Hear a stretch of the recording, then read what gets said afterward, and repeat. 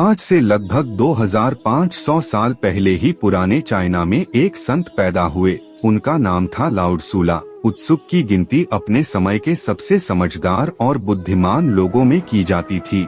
यहाँ तक कि चीन के सम्राट भी उनके पास सलाह लेने आया करते थे, क्योंकि की बुद्धिमानी के सैकड़ों किसी प्रसिद्ध थे और उनका बड़ा मान सम्मान भी था। पूरे चाइना में एक बार कुछ ऐसी ही घटना घटी। सम्राट के दरबार में एक व्यापारी आया जिसके पास 2 फूल थे।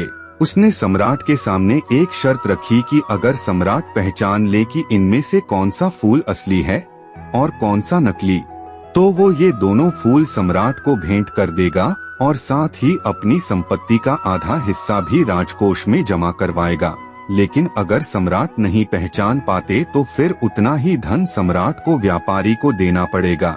सम्राट ने शर्त मान ली। अब सम्राट के सामने ही 2 फूल लाई गई, जिनमें से एक असली था और दूसरा नकली। लेकिन उन दोनों में फर्क कर पाना बड़ा मुश्किल था, क्योंकि देखने में दोनों बिल्कुल एक जैसे लग रहे थे। जिसका कारीगर ने उस नकली फूल को बनाया था वह इतना कुशल था कि उसने इतनी बारीकी से असली फूल की नकल की थी। ये दोनों में फर्क ढूंढ पाना बड़ा मुश्किल हो रहा था।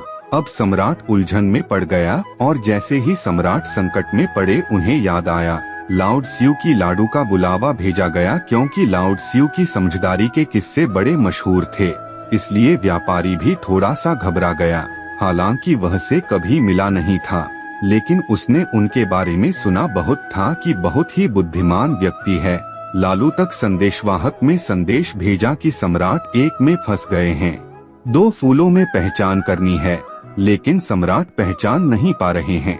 लालू सम्राट के दरबार में पहुंची तो उन दोनों फूलों को बड़े ध्यान से देखा और उनमें फर्क पहचानने का प्रयास किया। वो भी थोड़ा परेशान हुई कि इनमें से कौन सा फूल असली है और कौन सा नकली, क्योंकि देखने में दोनों फूल एक जैसे थे को भी उनमें अंतर कर पाने में बड़ी मुश्किल हो रही थी।